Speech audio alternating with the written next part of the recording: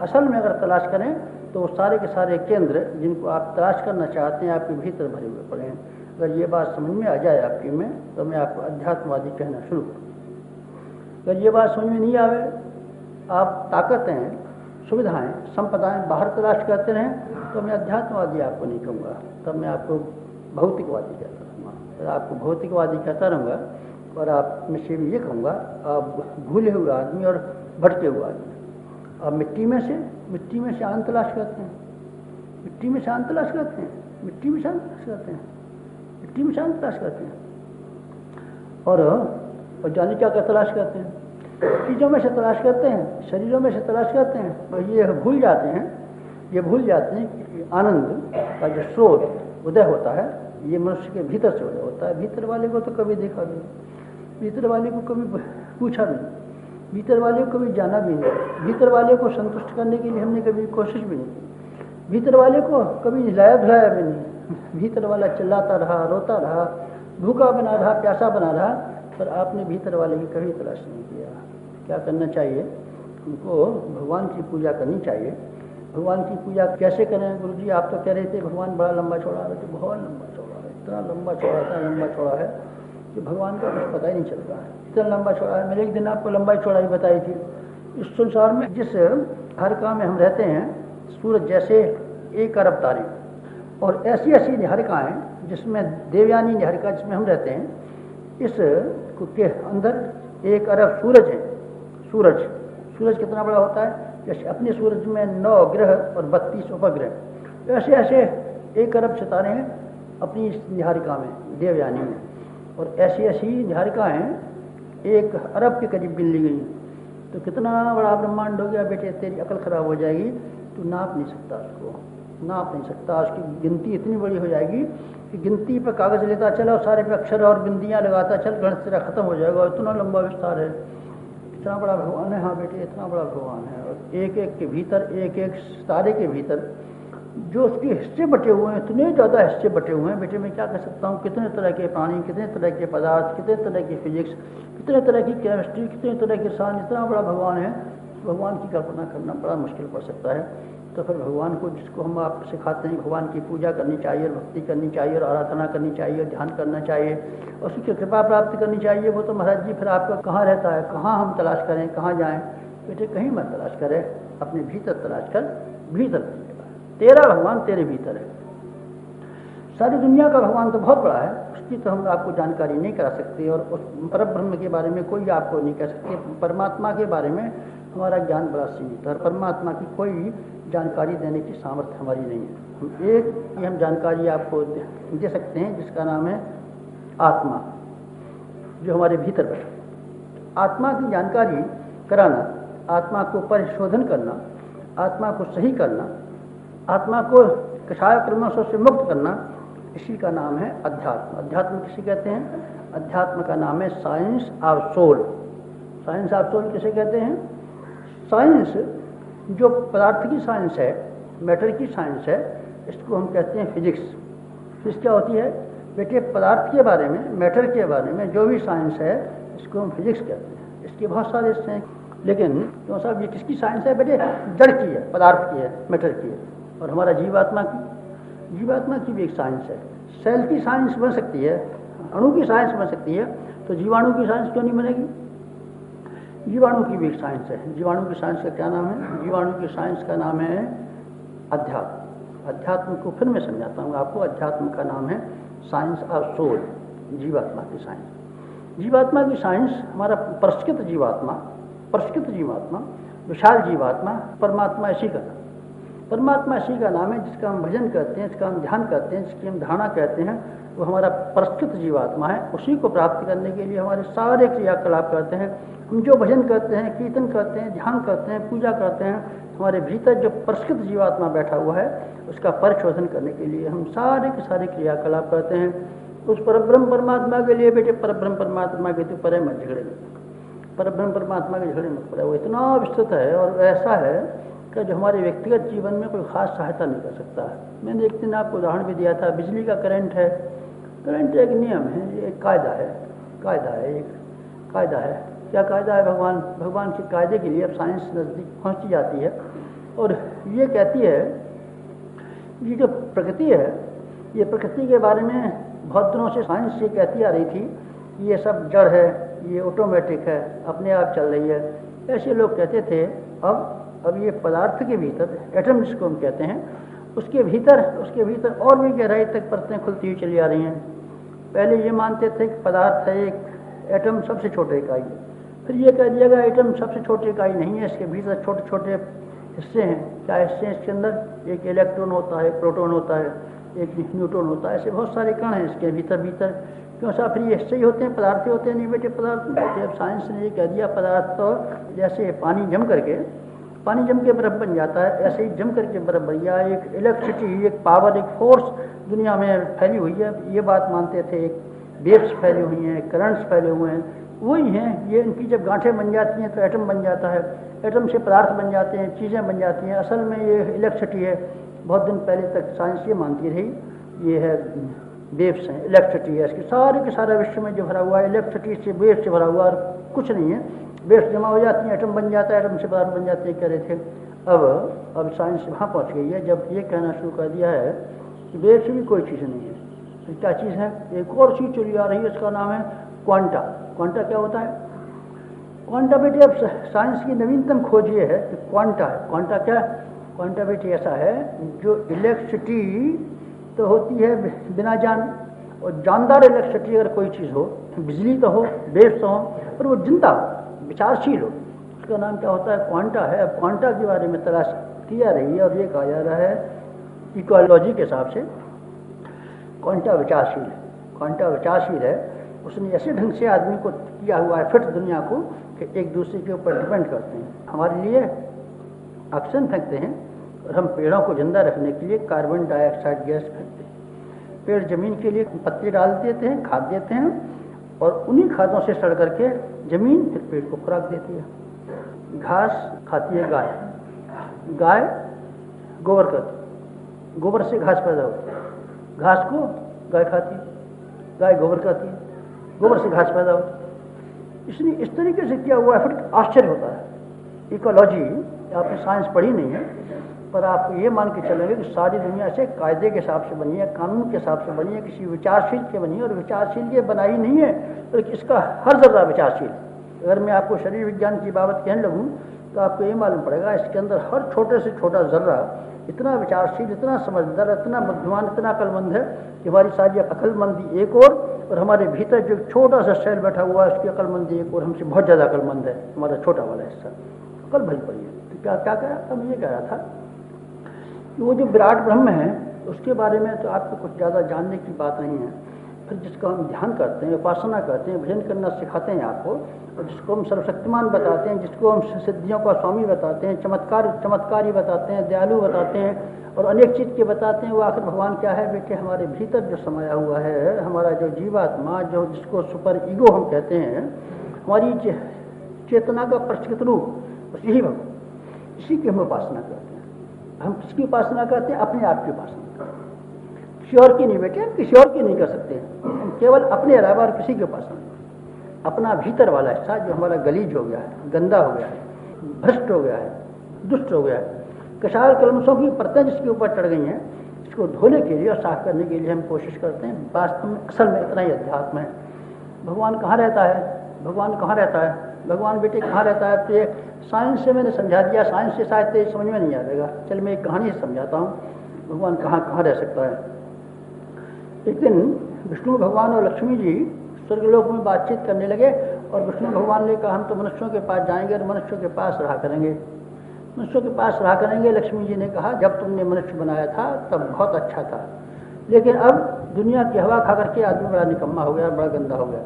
नहीं, हमने तो मनुष्यों को बनाया है, मनुष्य बहुत अच्छे हैं और भगवान का नाम लेते हैं और मंदिर बनाते हैं और मस्जिद करते हैं और रामलीला जो होती है, मेरा हर साल रामलीला का मेला देखने जाते हैं। आदमियों में बड़ी भक्ति है और भगवान की आस्था है। हम तो मनुष्यों के पास जाएंगे और भगवान के अपने बच्चों से मिलकर के आएंगे और बच्चों से जाएंगे। लक्ष्मी जी ने कहा ये आदमी आपने बाहर से देखा है, ये किसी का भजन नहीं करता, अपने स्वार्थों के अलावा, अपनी चालाकी के अलावा, अपनी बदमाशी से पिंड छुड़ाने के अलावा अपने पापों को गंगा जी में बहाने के लिए चला जाता है कि ये सारे पाप गंगा जी के में आ जाएं, गंगा जी मरेगी, इसको सजा इसको मिलेगी, हम साफ हो जाएंगे। तो बड़ा धूर्त है और ये बड़ा बेईमान आदमी। इसके पास तुम मत जाओ। विष्णु भगवान ने कहा नहीं, तुम तो ऐसे रोकती हैं, हम तो जाएंगे। लक्ष्मी जी नाराज हुई कि तुम कहना नहीं मानते हमारा, आदमी से दूर रहो, सांप से भी ज़्यादा भयंकर है। तुम भगवान के पास जाओगे तो तुम्हें भी अपने जैसा बना लेगा। इसको तो तुम क्या उद्धार करोगे? नहीं, हम मनुष्यों का उद्धार करेंगे। मनुष्यों का कोई उद्धार नहीं कर सकता। आदमी आजकल जितना दुष्ट है कोई नहीं कर सकता। ये भगवान को अपने जैसा बना लेगा, ये भगवान को अपने जैसा बना लेगा। ये स्वयं भी मांस खाएगा और देवी के मुंह में भी घुस देगा मांस। कैसे? देवी जी हाँ, काली माता हाँ, मांस खाओ। अरे बाबा, हम तो सबकी माँ हैं, तो नहीं मांस खाना पड़ेगा। क्यों खाती है मांस? क्यों हम खाते? देवी को भी मांस खाना सिखा लेगा। ऐसा दुष्ट मनुष्य, मनुष्य ऐसा दुष्ट है, भगवान को भी बना लेगा दुष्ट। इसलिए तो मनुष्य के पास मत जाओ। लक्ष्मी जी बहुत जोर देने लगी। भगवान ने कहा नहीं, हम नहीं मानते तुम्हारी बात, हम तो जाएंगे। तो आपस में बहस हो गई। लक्ष्मी जी को गुस्सा आ गया, तुम कहना नहीं मानते हो? नहीं, हम नहीं मानेंगे। नहीं मानोगे तो देखो, फिर अगर तुम ये शिकायत लेकर के आए कि हम आदमी के सामने हो गए फेल, और आदमी जहाँ का तहाँ अड़ा रहा, और हमारी सारी भक्ति और हमारी सारी भावना बेकार हो गई, तो मैं तुम्हें अपने घर में नहीं घुसने दूंगी। अच्छा, तो भगवान को भी तैसा गया। उन्होंने मुझे बता दिया फेल, अगर हम हो गए तो हम नहीं आएंगे, नहीं आएंगे। अगर आदमी भला होगा तो हम आएंगे, अगर आदमी बुरा निकला तो हम नहीं आएंगे। दोनों में बाजी बची। भगवान जी चले। देखो सब जगह बैठे हुए थे, बहुत भले भले आदमी बैठे हुए थे। भगवान जी आ गए। हम भगवान हैं, विष्णु लोक से आए हैं। हम भगवान, आपका तो हम तलाशी करते थे, रोज पाठ करते हैं आपका, तो भैया ही बैठे बैठे और भाई ज्ञान ध्यान की बात करते हो, तुम्हारा परलोक ठीक होता है कि नहीं, तुमको हमने किस काम के लिए भेजा था, अपने कर्तव्यों का पालन करते हो कि नहीं। तो लोगों ने कहा महाराज जी आप क्यों समय खराब करते हैं, ये तो गाती तपोम वाले आचार्य जी सब बता देते हैं। अखंड ज्योति में रोज छप के आ जाता है, और हम 12 रुपया साल देते हैं। जो आप कह रहे हैं वो तो हमने हजारों बार सुनी है, और हजारों बार औरों को बताइए। आप बेकार बातें कहना बंद कीजिए, काम की बात कीजिए। काम की बात क्या? काम की बात वही पैसा, और सब बातें बेकार है। पैसा दिलाइए और हमारा बेटे दिलाइए, हमारे बेटे को बनाइए बादशाह, और सारे दुनिया की जेब काट के हमारे घर में पैसा दे आइए। दो के अलावा तीसरी कोई चीज़ जरूरत नहीं। न हम आपकी भक्ति चाहिए, न आपकी शांति चाहिए, न हमें ज्ञान चाहिए, न मुक्ति चाहिए, हमको कुछ नहीं चाहिए। हमको अपनी वासना के अलावा, तृष्णा के अलावा, लोभ और मोह के अलावा कुछ नहीं चाहिए। अगर आप भगवान हैं तो ये चीज़ दे जाइए। ज्ञानी लोग ज्ञान नहीं चाहिए, मुक्ति भी नहीं चाहिए, भक्ति भी नहीं चाहिए, शांति भी नहीं चाहिए। क्या चीज़ चाहिए? बस हमको तो दो ही चीज़ चाहिए, एक का नाम है लोभ और एक का नाम मोह। तीसरी चीज़ कुछ नहीं चाहिए। विष्णु भगवान को बहुत दुख हुआ। उन्होंने कहा तो बड़ी खराब आदमी है, हम तो ज्ञान सिखाने आए थे और अपने कर्तव्य की बात बताने आए थे, ये नहीं सुनते हैं कुछ भी, और कहते हैं ऊपर से तिलक लगाते हैं लंबे लंबे, और अखंड कीर्तन करते हैं और दुनिया भर का हल्ला मचाते हैं, और ये नियत ये है। भगवान जी नाराज हुए, चले अपने घर। लक्ष्मी जी का ध्यान आया, लक्ष्मी जी नाराज हुई। तो क्या किया? भगवान ने कहा अच्छा कहीं ऐसी जगह छिप के बैठे, इन मनुष्यों से मुझे बड़ी घृणा है, अब कहीं छिप के बैठो। भगवान ने कहा कहाँ चले हैं? चलो कहीं पहाड़ पे शांति होती है, वहाँ जम जाती है बर्फ़, वहाँ चले। जहाँ सबसे ऊंची पहाड़ी पे जहाँ बर्फ़ जम रही थी, जहाँ शांति थी, कोई आदमी नहीं था, बस भगवान जी बद्रीनाथ केदारनाथ चले गए। अपना बिस्तर लगा लिया और शांति से बैठे रहे। लोगों ने बताया भगवान आया, भगवान से तो काम निकालना चाहिए था, नाराज हो गया। लात खाए पुचकारिए होए दुधारू धन। भगवान तो आशीर्वाद देता है, गाली दे गया तो क्या खुशामद करो, चलो फिर तलाश करेंगे। नाराज हो गया तो कहेंगे महाराज जी पहले हमसे गलती हो गई थी, फिर अब क्षमा कर दीजिए, अब और जैसे आप कहेंगे वो करेंगे, जो आप जान बताएंगे ज्ञान देंगे, पर अब हमारी कामना पूरी करना, बाकी हम सब आपकी जो आप कहेंगे सो कर देंगे, हमारी कामना को मत भूल जाना। चलो तलाश करेंगे कहीं। कहाँ चले गए? बस तलाश करते करते लोगों ने पता लगाया। कहाँ गए? पैरों के खोज का निशान बनाते हुए, सूंघते हुए गाड़ी कुत्ते बुलाए, कहाँ गया क्या हुआ? बस पता लगाते लगाते CID भेजी और सब पता लग गया। वहाँ बैठे हुए बद्रीनाथ बैठे हुए हैं, सब आदमी चल पड़े और वहीं जा पहुँचे बद्रीनाथ। हाँ भाई तुम धक्के खा करके आ गए, चलो चलो हम तुम्हारे पिता हैं, तुम्हारे अंश और हम तुम्हारे अंशी हैं, हमारा जैसा आपको होना चाहिए था, और हमने तुम्हें दुनिया का सबसे बड़ा अपना राजकुमार बनाया था, हमारे लिए बहुत अच्छी बात है, और आपने तो जाने क्या नहीं किया, बहुत अच्छे बैठो सब बैठ गए। बद्रीनाथ का भेज किया, गंगा जी नहाए, हमारा जी आ गए हम तो फिर वो सुनो हमारी बात। हाँ वो आपकी बात तो मालूम है हमको, आप हमारी बात सुनो। हम क्या सुने आपकी बात? हमारी बात सुनो। आपकी बात सुनने की हमें कोई फुर्सत नहीं, और न हमें समय है, न हमारी इच्छा है, आपकी बात से हमारा कोई ताल्लुक नहीं। आप हमारी बात सुनो। तो बाबा तो बड़े हम हैं कि तू है? बड़े तो आप ही हैं, पर कहना हमारा मानो। क्या अजीब बात, नहीं बड़े तो आप हैं पर कहना हमारा आप मानो। तो बड़ों का कहना छोटा मानते नहीं साहब, बड़े का कहना पुराने जमाने में छोटा मानते थे, आज के ज़माने में छोटों का कहना बड़े को मानना चाहिए। गुरु का कहना चेला माने कि चेले का कहना गुरु माने?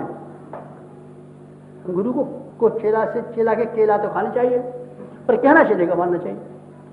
नहीं गुरु आज्ञा नहीं, गुरु का आज्ञा नहीं, आज्ञा चलेगी चेला की, चलेगी बात चलेगी।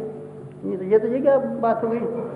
बद्रीनाथ पर देख करके कई दिन जद्दोजहद होती रही और विष्णु भगवान को बहुत नाराज हुए। उन्होंने कहा ये कम खत्म को ये मालूम पड़ गया, अब ये यहाँ आएंगे कीर्तन करेंगे हमको, चलो।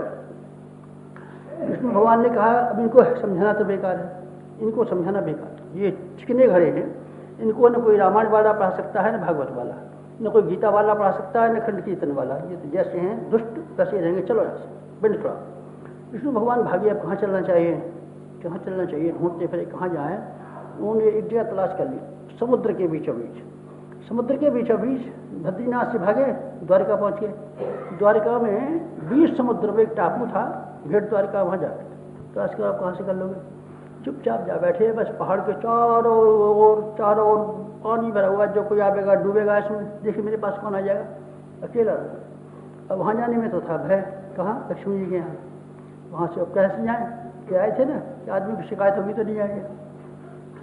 अब वहाँ बैठे लोगों ने फिर पता लगाया कहाँ भागे भगवान जी, कहाँ भागे। गाय आपकी भाग जाती है तो पता लगाते ही नहीं लगाते, गाय भाग जाए आपकी तो पता लगा ही नहीं लगाए। अच्छा और आपका खटमल भाग जाए तो, खटमल भाग जाए हमें क्या करना, भगवान खटमल होता तो कहीं भी चला जाए, और था वो भगवान से ये उम्मीद थी कि ये देगा दूध, तो तलाश करना ही चाहिए। तलाश करते करते करते लोगों ने भेट द्वारका का पता चला लिया और नावें खरीदी और लॉन्च बनाई और पुल बनाया और वहाँ भी जा पहुँचे भेट द्वारका। आ गए आप, हाँ आ गए, देखिए हमें भगत, देखिए भगत आ गए, यहाँ भी आ गए, वहाँ भी जा पहुँचे सब लोग भगत लोगों से। फिर उन्होंने कहा शायद ये हमारी नाराजगी के वैसे दुखी हो और शायद हमारा आप कहना माने। भगवान जी ने फिर अपने ज्ञान ध्यान की बात सुनाई। लोगों ने सुनने के बाद हमारा जी ये तो आप बहुत अच्छी बात कहते हैं, लेकिन हमने तो भक्ति का मतलब एक ही समझा है कि आप हमारा कुछ काम कर दें। तुमको तो सब कुछ कर दिया था, तुम्हारे हाथ पाँव दे दिया, कल दे दी, सब दे दिया, तुमको किस बात की कमी है? कमी तो नहीं है, पर महाराज जी 2 चीज़ें हमारी पूरी नहीं होती हैं। एक हमारी तृष्णा, ये पूरी नहीं, आप इसे पूरा कर दीजिए। विष्णु भगवान ने कहा तृष्णा पूरा करना न हमारे सामर्थ्य में है, न हम पूरा कर सकते हैं। आपका कोई कष्ट हो तो बताइए, हम पूरा भी कर सकते हैं। नहीं सब कष्ट तो कोई नहीं है, पर एक ही कष्ट है, काय का, वो है तृष्णा का। तृष्णा का कष्ट हमसे दूर नहीं होगा। भगवान ने कहा, फिर भगवान से लड़ाई होने लगी। भगत थे बहुत सारे, तो भगवान था एक। भगवान ने कहा अब यहाँ कुछ ठिकाना नहीं, ये इतने सारे हैं पर हम एक हैं, फिर कैसे काम चलेगा? विष्णु भगवान ये विचार करने लगे कि अब कहीं चलना चाहिए, अब कहीं चलना चाहिए, अब यहाँ ठिकाना नहीं, क्योंकि हम अकेले हैं और ये इतने सारे हैं, पकड़ लेंगे तो आफत आ जाएगी। इसीलिए अब क्या करना चाहिए, अब कहीं चलो, कहीं भागो। कहाँ भागे, अब जाए कहाँ? पहाड़ पे ठिकाना नहीं, जमीन पे ठिकाना नहीं। वहाँ गए आसमान में भी नहीं छोड़ा, पाताल में आए पानी में, यहाँ भी नहीं छोड़ा, जमीन पे घूम रहे थे वहाँ भी नहीं छोड़ा, जल में, थल में, आकाश में, कहीं तो ठिकाना नहीं। अब जाए कहाँ? बस ऐसी चिंता में बैठे हुए थे भगवान जी। नारद जी आ गए कहीं से, आपको ही तलाश कर रहे थे। आप तो मुसीबत के समय पे आप ही आते हैं हमेशा, और आप सब दुनिया का दुख दूर करते हैं, हमारा भी दुख दूर कीजिए। भगवान आपको दुख क्या हो गया? हमको ही बड़ा दुख है, इन मनुष्यों से पिंड छोड़ते, एक ही दुख है, मनुष्यों से पिंड छोड़ना चाहते हैं। तो फिर आप जाइए स्वर्गलोक को, स्वर्गलोक के सामने जा सकते हैं। क्यों? क्योंकि लक्ष्मी जी या तो खुदा है, माफ़ी मांगे, खुशामद करें तो हम जाएं, और अपनी ओर से हम जाएंगे तो फिर हमारी चेक पॉइंट है, औरत के सामने पे अपनी बेइज्जती जो कराए। अभी नहीं जाएंगे, जब लक्ष्मी जी आएंगी तब जाएंगे, अभी नहीं जा सकते। अच्छा, तो फिर क्या चाहते हैं? हमको ऐसी जगह बता दो, रहें तो इस जमीन पर ही, हम बैकुंठ में नहीं जाना पड़े, और जमीन पर रहें, किसी को ये पता नहीं चले हम कहाँ रहते। इनकी तो हम शक्ल नहीं दिखाना चाहते, हमको ऐसी जगह रखवा दो जहाँ ये पता नहीं चले हमारा, हम तो शांति से बने रहें और हम किसी को दिखे नहीं। नारद जी बहुत पता लगाते थे, कहाँ छिपा दें जहाँ की शांति से बैठे रहे, किसी को पता नहीं चले। अब मैंने एक जगह तलाश कर लिया आपको, अब मैं बता सकता हूँ आप कहाँ जाना चाहिए, कोई और सुन लेगा तब। भगवान जी को पास बुलाया, देखो आइए कान में बता दूंगा, और कोई सुन रहा होगा तो पता चल जाएगा, फिर तलाश करेंगे और फिर आपको तंग करेंगे। इसलिए मैं ऐसी जगह बता देता हूँ जो आइंदा किसी को पता नहीं चले। कान में बताऊंगा, कान में बता दूंगा। बन गया काम, बन गया काम। भगवान बहुत बहुत प्रसन्न हुए। अपना होल्डोल और अपने अटैची और अपना थर्मास सब चीज़ें बात जनाई है, भगवान ने कुली पर रखवाया। और उस दिन से लेकर के आज तक भगवान जी वहीं बैठे, बिल्कुल वहीं बैठे, और किसी को नहीं पता चलता कहाँ है। कोई यहाँ ढूंढता है, कोई बद्रीनाथ, कोई केदारनाथ, कोई जगन्नाथ जी, कोई कहीं, सारी दुनिया में मारे मारे फिरते भगवान मिले, भगवान मिले, मिलता है, कहीं किसी को नहीं मिलता भगवान, क्योंकि वो छिपा बैठा है। ऐसी जगह छिपा बैठा है, पता ही नहीं चलता कहाँ छिपा बैठा है। गुरु जी बता दो आप, तू बेटे तंग करेगा भगवान को, इसीलिए मैं भगवान जी फिर नाराज होंगे नहीं, फिर हमारे भगवान जी आपस में निपटते रहेंगे। आप तो पता बता दो बेटा, पता तो मुझे मालूम, असली पता, इसमें फर्क हो तो तू मुझे चार्ज कर दे, तू मुझे बंदूक से उड़ा देना अगर इसमें कोई फर्क नहीं पड़े तो। असली भगवान जी जहाँ रहता है मुझे बिल्कुल मालूम। आपको कैसे मालूम है? नारद जी भगवान जी जब बात कर रहे थे तो मैं चुपचाप सुन रहा था। आपको मालूम है? बिल्कुल मुझे मालूम है। लेकिन नारद जी ने कान में बुला के कहा था कि किसी को मालूम नहीं पड़ जाए। तो बेटे मैं, तुम पूछो कि मुझे बता दो तो फिर मैं बता तो सकता हूँ, पर तुम किसी और को बता दोगे तब बताना मत किसी को। अगर तुम न बताओ तो मैं तो बता सकता हूँ, बताओगे तो नहीं, बताना मत किसी को। चलो बता दोगे तो तुम्हारे ऊपर पड़ेगा पाप, मैं तो चुप चुका। भगवान जी नाराज हो गए, नारद जी नाराज हो गए कि तुमने तो बता दिया। तो हम तो ये कहेंगे हमने इनको बताया था, हमने इसे मना कर दी थी, किसी से कहना मत, इन्होंने नहीं माना, गलती इनकी है, हमारी क्या गलती है? कहाँ है बताइए, ऐसा बता दीजिए। बेटे मनुष्य के हृदय में भगवान समा गया, बस बाहर से निकला और मनुष्य के भीतर अंतरात्मा में समा गया। दिल के आईने में है तस्वीर यार, जब जरा गर्दन उठाई देख।